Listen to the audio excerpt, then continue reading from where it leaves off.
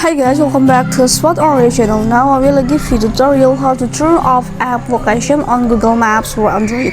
And before that, I wanna ask you, how are you guys? So you don't miss off our videos, don't forget to like, share, and subscribe to the channel. And let's go to the start. First of all, you must turn on your location because the location is very important to you to turn on the maps location too. And after you turn on it, you can click the maps application that you have been to install it before. And actually the map is automatically installed for your location or automatically installed for your cell phone. And after that you can click the maps here. Okay, let's go to the symbol or the photos in the upper of the right corner and I'll go to the settings. Okay, there is have so many of the settings here. You can choose the Google location settings.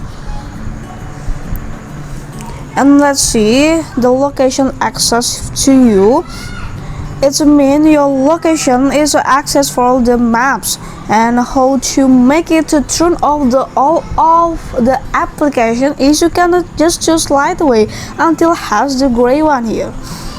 Slide away or slide on here until the have the gray one, so it's automatically your application doesn't have the access for your location on Google Maps actually.